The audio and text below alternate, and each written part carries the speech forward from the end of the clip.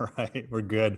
Good morning, everyone. Welcome to the session. My name is Rob Podlasek, and I am the Training Director for Literacy Minnesota. And I'm joined by my colleague, Charlotte Tjaden, who is our Digital Navigation Specialist. And this is kind of a special project that came about as a result of COVID and the changes in our programming. And it's really looking at how can we provide extra support to our learners so that they can participate in our adult basic education programming. And so we've called the session today, what, why, and then parenthetically how, because it's going to be a short sort of overview session talking about why do digital navigation, what it is, and then digging a little bit into the weeds about how to do it. Our agenda for this morning is obviously this is the welcome. We'll talk about digital equity and what it is. Then we'll talk about what we consider to be a digital navigator or what is digital navigation. We'll look at some examples of digital navigation in practice. And then we'll talk about the resources that we have rounded up or that we're in the process of creating that you can use for your digital navigation program.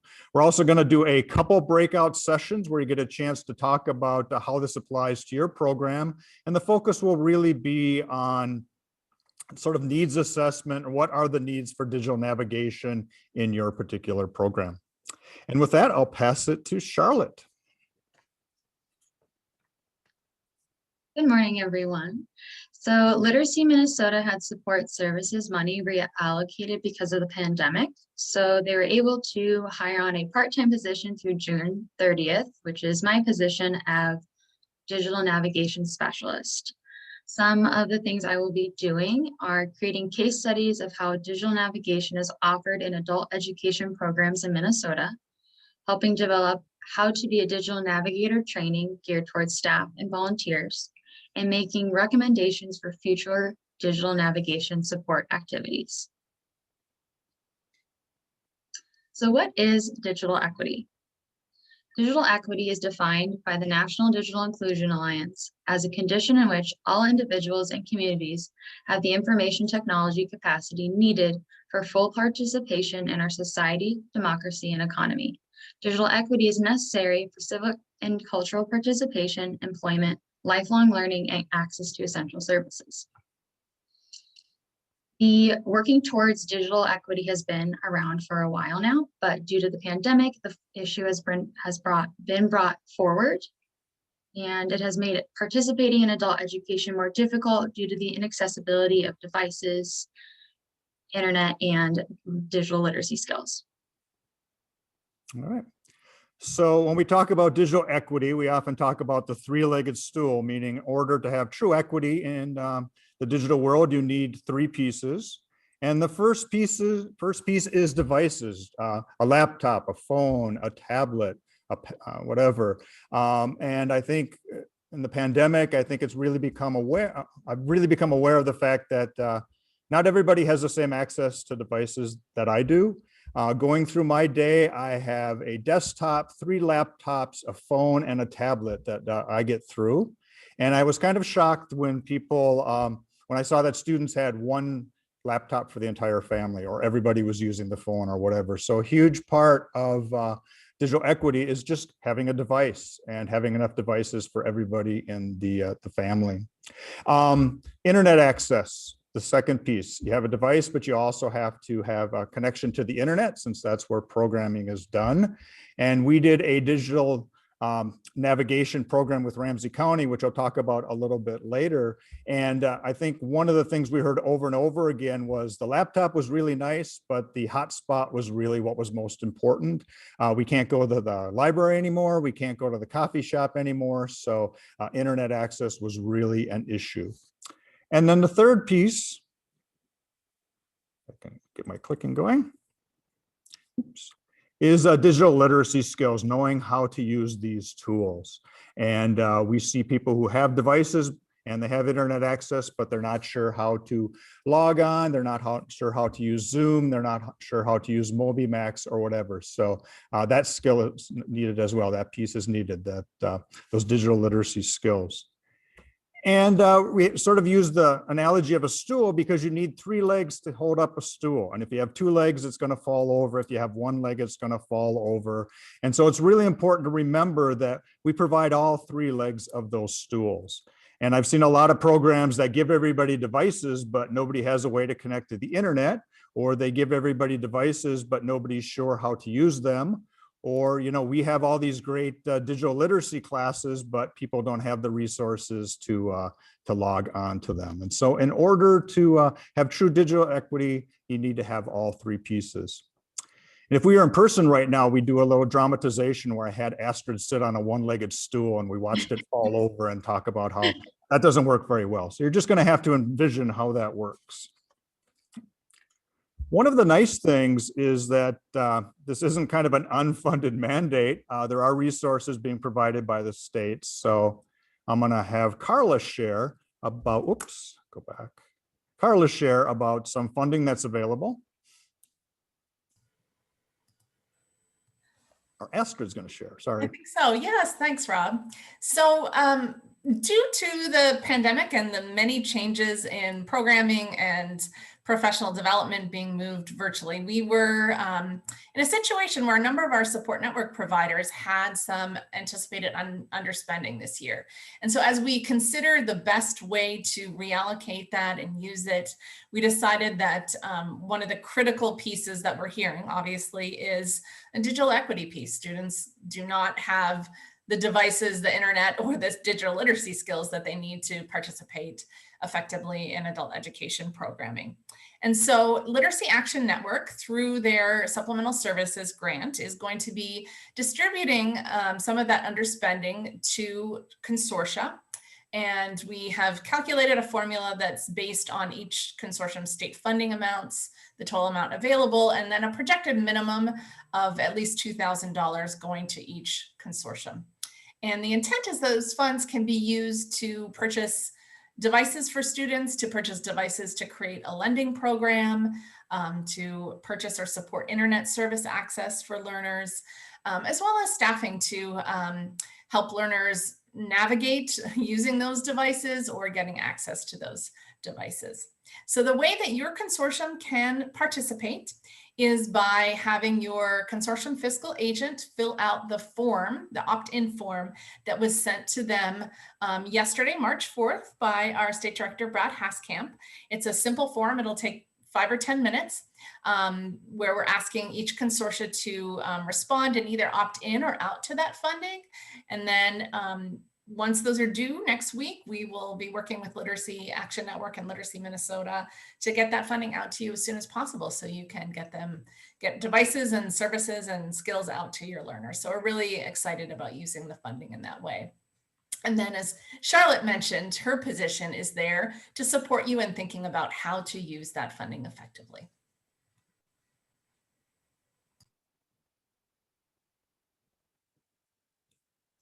Okay, so what is a digital navigator? A digital navigator is someone who provides support so that learners can use the technology needed to participate in adult education programs. Each program wants a different model of what a digital navigator would look like, so it just depends on what your program needs. But some things a digital navigator could do are find devices and internet access for learners if needed. So if the learner doesn't have a device or internet access, then the digital navigator can help assist with finding those. Setting up the devices, which means turning it on, creating an account, charging the computer, and then provide device and software training needed to participate in programming. So this is training this learner how to use the device, and then also training the learner how to use the software to participate in the programming. So Zoom, Google Meets, MobiMax, and Jamboard. And then ongoing training and check-ins to continue the training of digital literacy skills and a check-in with the student or the student to see how their device is going and how they feel like they can use it. And then tech support assistance, which is one I would really appreciate, is having someone that they can reach out to if they have an issue with their technology, and having that one person that can provide that technology assistance to the students. and then other ideas that your program would have. All right, thank you. So we're going to do a quick activity here. We're going to do some breakout rooms, and I'll give the directions, and then I'll have Carla put you into the breakout rooms. But we just want to have you talk amongst yourselves about how you might use a digital navigator in your program. What are your particular needs? Is it to help people find devices? Is it to help them learn how to use Zoom? Is it help them figure out how Jamboard works? Whatever it might be. And so what I'd like you to do when we put you in the breakout room is just talk amongst yourselves about what would you like a digital navigator to do?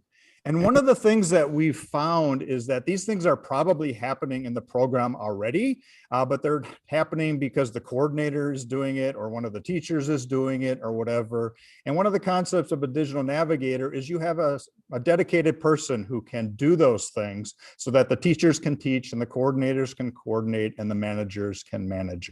Okay. And as you get into this discussion, don't get lost into the weeds, like how much we're going to pay them, where's their desk going to be, all of those things. Just assume you can hire what you need. So it's true needs assessment as opposed to getting into the details. And I'm going to chat out the directions. Oops.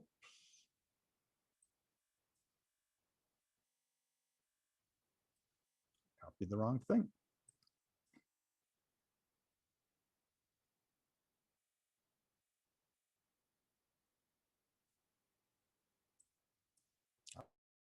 The directions. I'm just have Carla put you into the breakout room. So again, what would you like the digital navigator to do? And then who is currently doing that work? Okay to open up the breakout rooms, Rob? Yep. Go. Okay.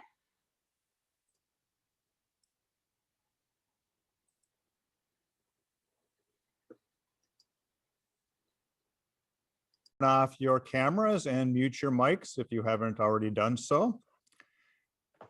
Thanks for participating in the breakout sessions. Part of the reason for this session and this conversation is for us to do a little bit of needs assessment about what are people out in the community, out in the field thinking. And so if I could get you to chat out into the chat box, your answer to that question of what would you like a digital navigator to do in your program? So if you could take a couple seconds and chat out your responses, that way we'll have a log of what people are looking for. So I'll give you a few minutes to do that.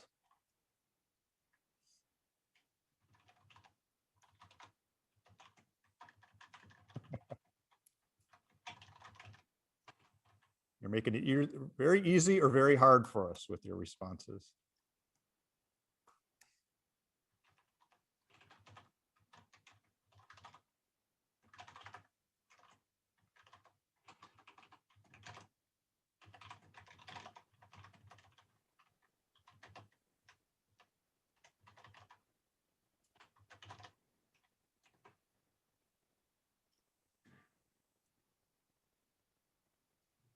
See a lot of tech support.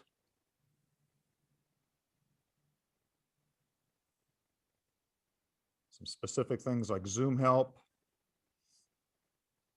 Onboarding new students. Oh, managing the computer lending library is great.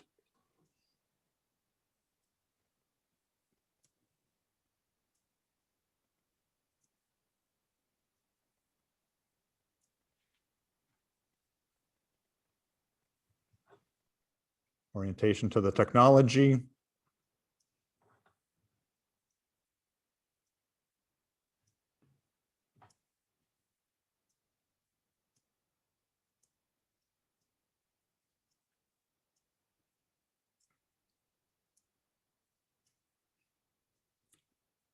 Give you another minute to finish chatting out responses.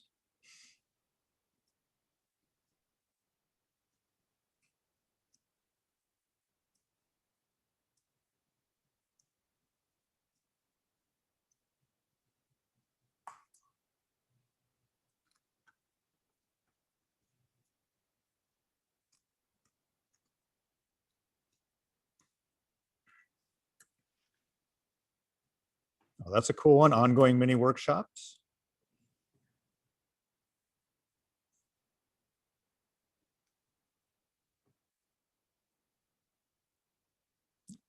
All right, we're going to go on. You can continue typing in your responses. What I've seen again is so many programs have focused on getting out the devices and getting the connectivity. They haven't really thought about that piece of helping participants use it. And so really, I'd encourage you to focus on that leg of the stool just as much as the access and the devices. We want to talk a little bit about a couple of digital navigator program or digital navigation programs that we've been connected to.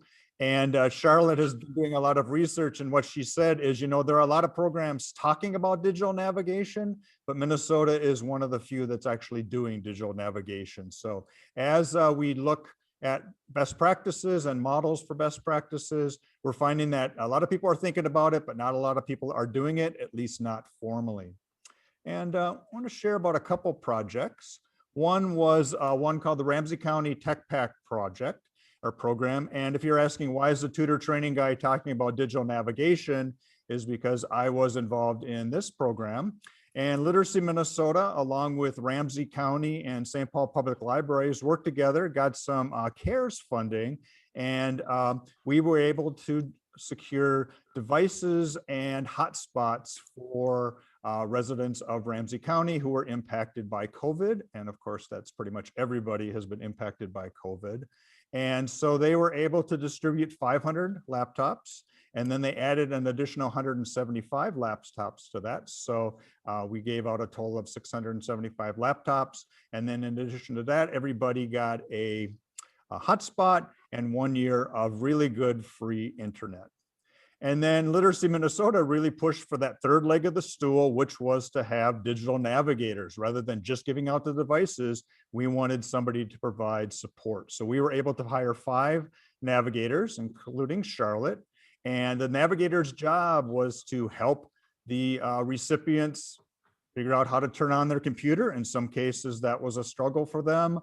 Help them use Zoom, help them set up a Gmail account, or at least recover their password for a Gmail account, which tended to be one of the more popular things that navigators worked on.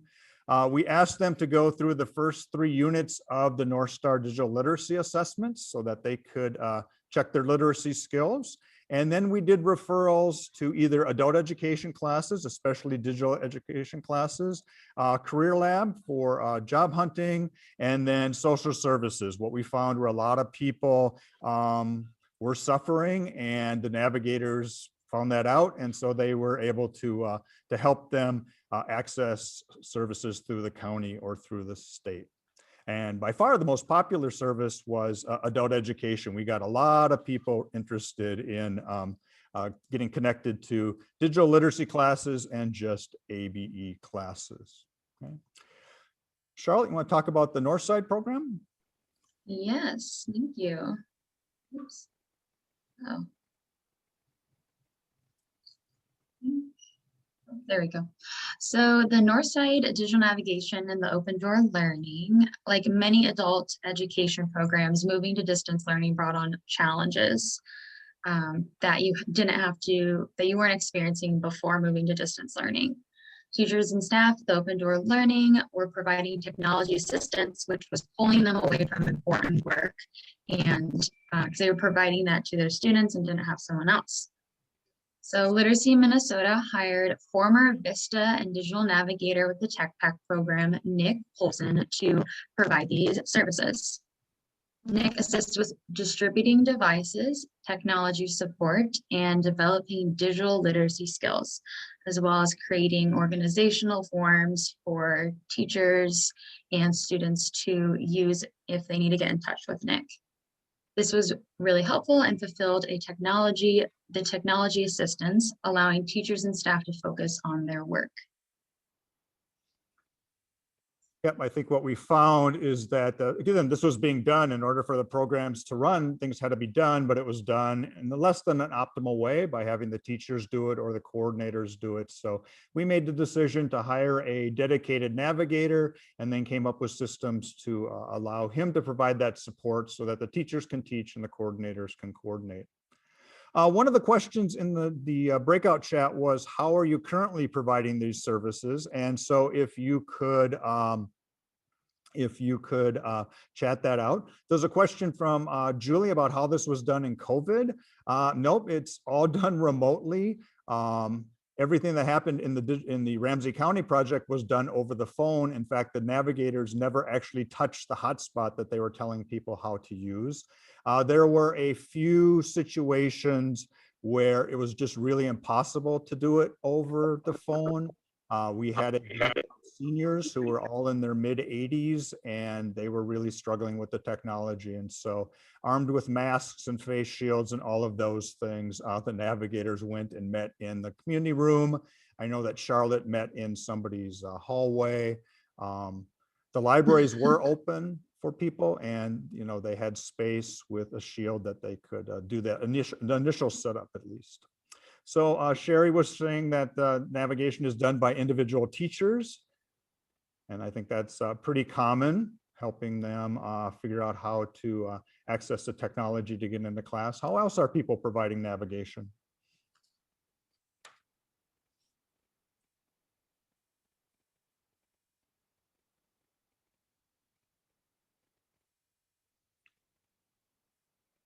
The long, slow wait for chat responses.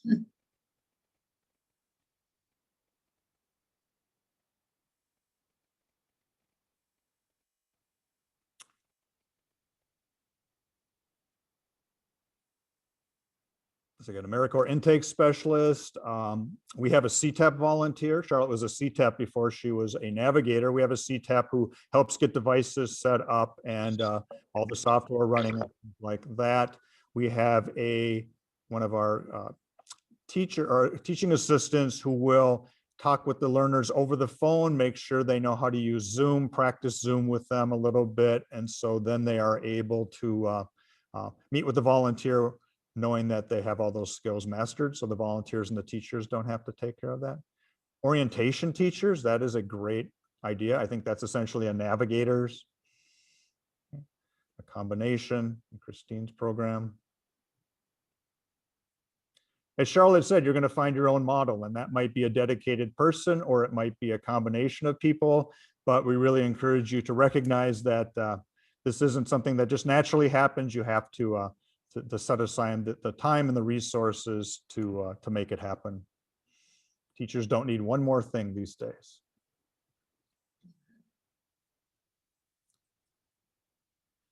So we're going to do another breakout room activity.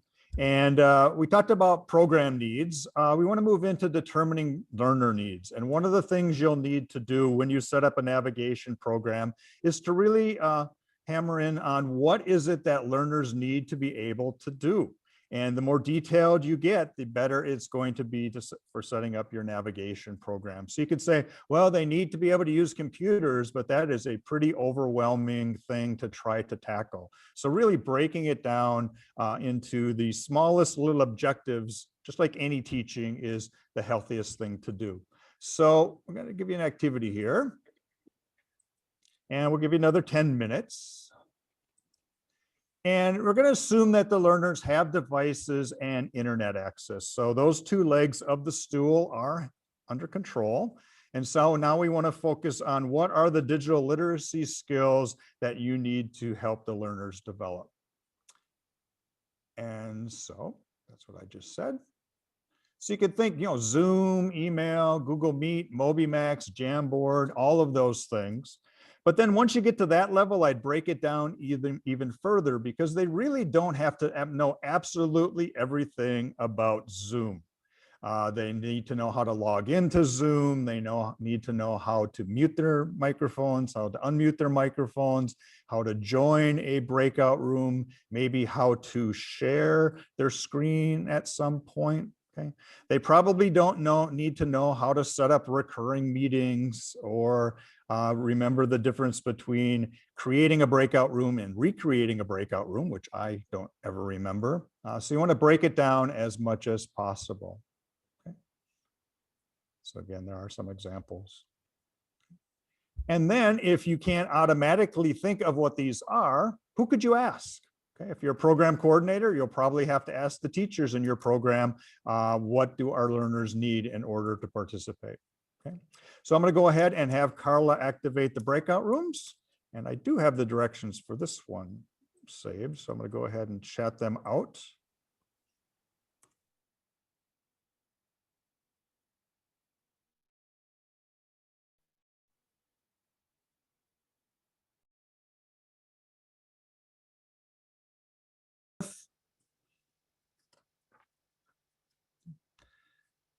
The whole point of that activity was to think about specifically what do your learners need to be able to do. Otherwise, it can be really overwhelming to think about in order to participate in the program, they need to do everything. And that is not really the case. You can teach them 4 or 5 things, and that will allow them to at least get started in the program. And then you can deal with additional things as you move forward. So we're going to talk about some tools that we've either gathered or we've made or we're thinking about gathering and making. So I'll have Charlotte take it over. Yes. Oops. Let's see. There we go. Rob, could you change the next slide? My computer's froze.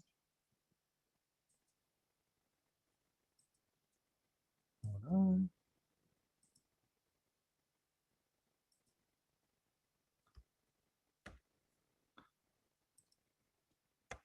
Uh-oh, we need a navigator. Are you frozen? There we go. There we Okay, so tools to help with digital navigation. So we're gonna share some tools, and they're broken down into 3 topics. So learner needs assessments, navigation request form, and task checklists and how-tos. First one I'll talk about are learner needs assessments. Open Door Learning Center, a teacher from Open Door Learning Center, created an informal checklist to assess student skills and access to be able to participate in remote learning. This was done over the phone during the initial intake, and it's a great way to do a quick evaluation and see what skills the student has and what skills they need assistance with. So the checklist is, can they start online class via phone? Is it an iPhone or Android? And it's good to know which kind of phone it is, because Androids and iPhones are different. And in order to access the applications to download, you'll need to know which one that is. Makes getting to the end of the line, getting to the point a lot quicker. Does the student have WhatsApp on the phone? If not, followed by downloading and practice. Does the student have Zoom on the phone, as well as following by downloading and practice? And does the student have Wi-Fi at home, with following up on what sort of Wi-Fi, if that's a hotspot, if that's their cell phone, or if that's a internet provider that they're using. And then the last one is, do you have a desktop or laptop? And if yes, then the coordinator and teacher assists with downloading WhatsApp and Zoom. And if not, the coordinator or teacher submits the student for a device, which then they are lent out a computer. Again, this is a great way to do a quick evaluation in the intake process of a student. The next one is Northwest Services Cooperative. They created a survey, which I will share here in a second, for a cohort to gather information.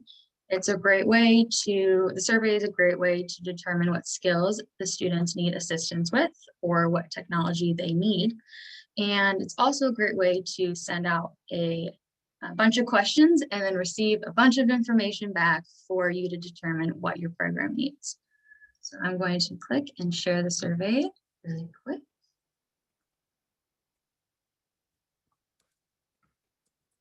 Is everyone able to see it? Yep, we're good. Great. Okay, so I'll just scroll through here.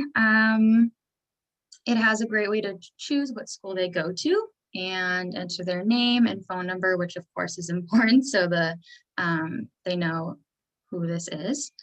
And it asks if they take any online classes or if they would take any online classes, and describe what kind of student, if they're taking classes in person or online, how many hours of internet for home and work and school, and then what education or career goals And this is the part where I found was really helpful for determining what skills and needs the student needs. The questions of how comfortable the student is with using the technology, what computer skills do they already have, what software skills do they already have, and what technology skills do they already have. Followed up with what ones they need help with and what kind of technology they have.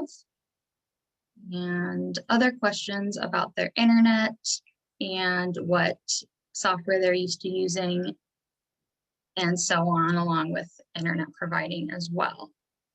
So again, this is a great way to determine what the student needs assistance with and what skills they already have or access they already have, as well as broadcasting it out to a bunch of students and getting a bunch of information back.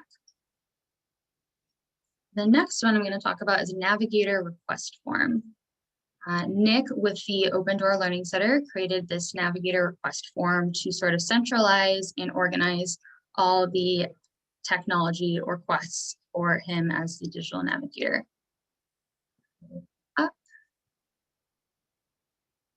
And it lets the coordinator or teacher assist the learner with filling it out, just because sometimes, it can be a little overwhelming to fill out sheets, but this gives the coordinator the chance to help them with that. And it's fairly short and gets to asks the learner to describe the issue that they're having with navigation, and then it gives them the chance to share other information about that issue, as well as anything they further need assistance with.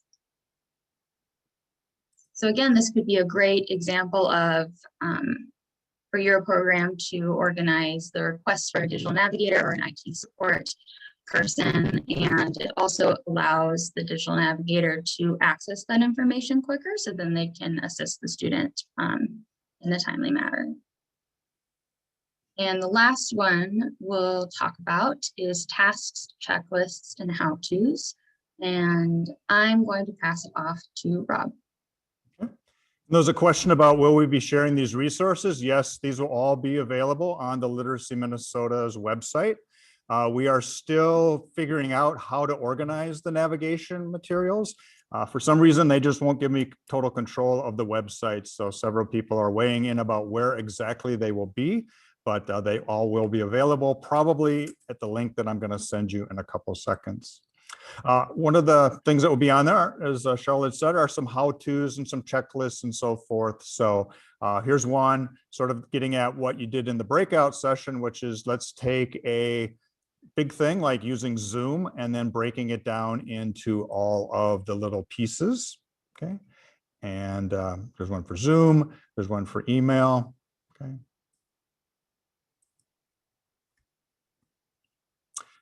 This one comes from Chris Kloss, who works at Hub Center, and they use Jamboard quite a bit in their classes. And so they came up with this list of what do learners need to be able to do in order to use Jamboard. And so here's a list of things teachers need to be able to do, but the center one is just what do learners need to be able to do. Okay. Navigate away from the window. If they're on the phone, they have to be able to download the Jamboard app and things like that. So really useful, again, to do that needs assessment, task analysis, break it down so that the navigator can then prepare people to do it. And then I just wanted to highlight a resource that we started putting together back in March of last year. My coworker Andrea really took the reins on this one and just started gathering up and creating resources necessary in order to do remote tutoring, since that is our main function. But there are guides for how to use Zoom, how to use Google Meets. There are guides for WhatsApp. I know a lot of people use WhatsApp. Our students kind of instigated us using WhatsApp, since that was what they've been using. So I'm just going to go ahead and put the link to that. And I am guessing that that is where navigation resources will be. We'll have Charlotte start posting things under this list until we get a formal place for them.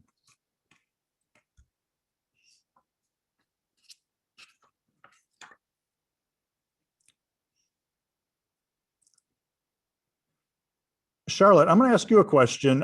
You were a navigator for the Ramsey County TechPak program. What did you do? What was like the biggest support that you provided recipients of the laptops and the hotspots? Yeah, that's a good question. I think the biggest thing that I helped recipients of the laptops and hotspots were creating accounts and getting on their Zoom, as well as connecting their computer to their hotspot. Sometimes it was difficult to get the hotspot to connect, and can't really get on your remote or distance learning unless you have internet. So there's often issues with connectability of the internet or remembering passwords or creating an account. Okay. And again, did all that remotely. So Yep. Or in hallways or in apartment hallways. using Zoom was a big one. Nick said sort of there's going to be a movie called How Zoom Saved Christmas, because a lot of the recipients learned to use Zoom so that they could then connect with their family at Thanksgiving and the holidays. So if you ask me, like, what's the biggest lesson you learned from the Ramsey County TechPak experience and other navigation experiences, I would say is recognize that providing ongoing tech support is absolutely vital. I think we do a lot of the upfront work of getting the devices and training the learners to use them and so forth.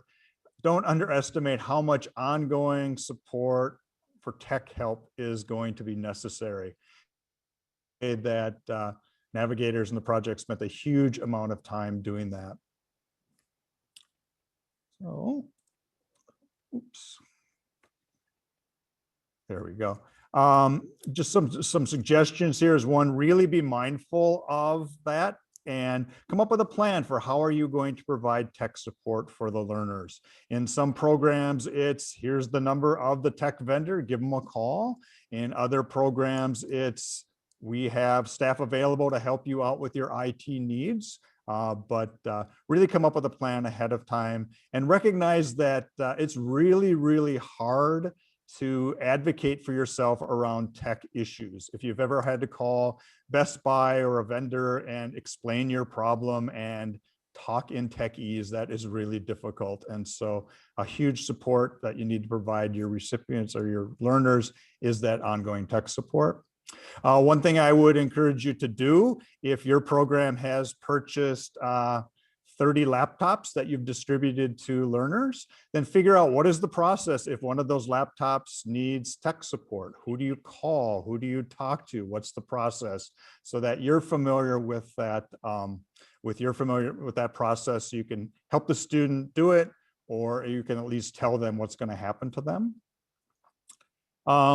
I would encourage you to have at least some level of in-house tech support, so at least the learner can talk to the navigator about what the problem is, and then the navigator can either help them solve it, or they can help them contact the vendor. Okay. Half the time it's a tech issue, half the time it's a user error, so helping the learner figure that out. Helping them name the problem. When the tech vendor says, what's wrong with your device? What's wrong with your hotspot? You need to be able to tell them. So helping the learner identify that and name the problem. And then doing some practice with how do you communicate that with the, when you call the person, how do you communicate that? So I know some of our navigators did some role plays about, okay, I'm going to be the person on the other end of the phone, and I want you to tell me what the problem is, so they could practice that language. So again, it's a really difficult process, and so plan for the need to be there, and then plan for the navigators to provide that support.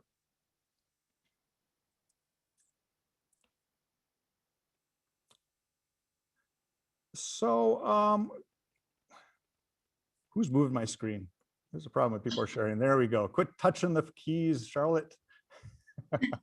Wanted to point out Northstar, one of the services of Literacy Minnesota is Northstar Digital Literacy. And we've found that that has been a really useful tool in helping students develop the skills that they need in order to Participate in programming. So what a lot of programs will do is have learners take at least one of the assessments, at least the computer basic assessments. A lot of programs have people take the first 3. And then when they've taken that, the navigator can decide to either place them into a class or provide them with some one-on-one tutoring or help them use the Northstar resources. And just a reminder that every consortium in Minnesota has access to the Northstar digital literacy tools. All right, in the remaining time, we want to do some question and answer and some share out.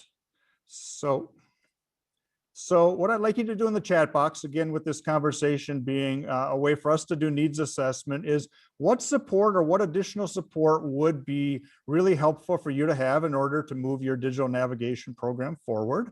Or what questions do you have? You can go ahead and chat those out, and Charlotte and I will respond.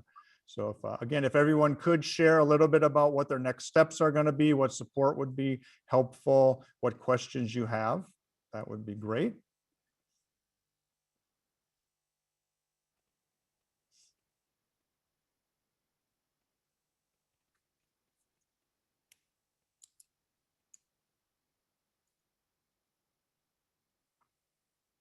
And if it'd be easier for people to unmute and share, so a Navigator job description would be helpful. And we're in the process of putting some of those together as we get examples of how people are doing it. And we'd also like to remind you this, some of these functions could be done by a volunteer. And so keeping that option in mind, it could be a staff person or you could use volunteers to help out.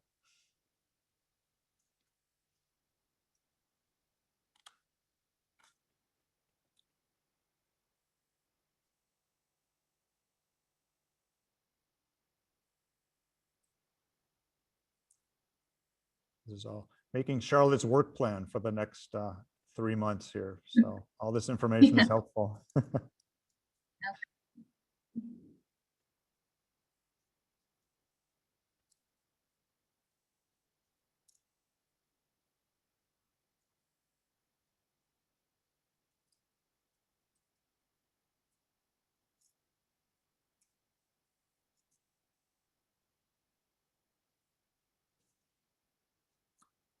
Good question from Therese. What will this look like in the future? And boy, if I had the answer to that, I would be very popular. So I think that's something we're all trying to figure out. I think certainly we hope that there would be some digital literacy component or digital instructional component. How many hours do you think is needed for tech support based on number of students?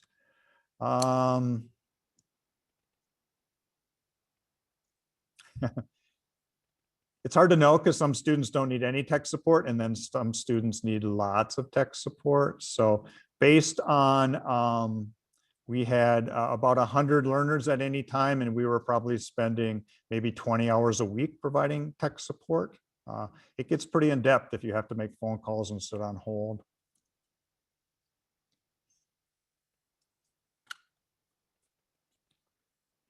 Again, suggestions for further support that we can provide, questions you might have about getting started with the Navigator, questions you have about the resources available from the Department of Ed. Astrid could answer any of those.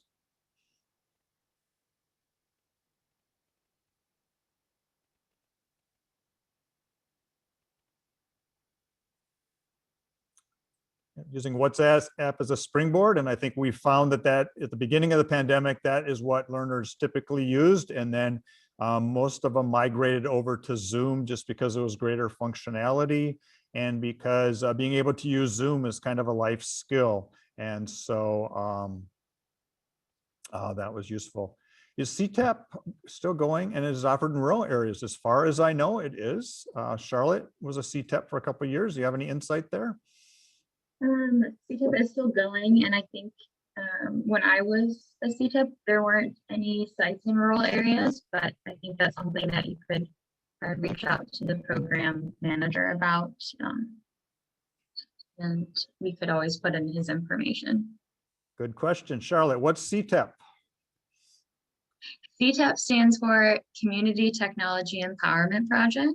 It's a group of AmeriCorps members that are placed throughout the Twin Cities at a variety of different locations. Some are adult education centers, some are libraries, but the goal is to help bridge the digital divide and connect community members to technology access and resources. When I was a CTEP, I was at Rondo Community Library working with members to apply for jobs, housing, and overall technology support and instruction. And thank you, Astrid, for sharing. She believes it's just in the metro area, and then a link to the CTEP. But great resource if you have access. Sorry, this is Julie. I was just wondering, because Rob, you said so much of the navigation was done virtually through the CARES program with Ramsey County. Would CTEP consider, I mean, they could be in the cities area, but they could be supporting everyone across Minnesota. They could. A lot of it, of course, depends on where the funding specifies it be. Oh, okay. Yep, Done. gotcha. Okay. Yeah. It looks like on their website, they're targeted at serving new immigrants and low-income communities in Minneapolis and St. Paul. But there may be similar programs in other parts of the state. If anyone is aware of them, please do chime in on the chat or unmute and let us know. Yeah, and I would encourage you to contact them and ask if you're Greater Minnesota if there is something available, because I'm sure they probably have thought about it or at least know what the options are.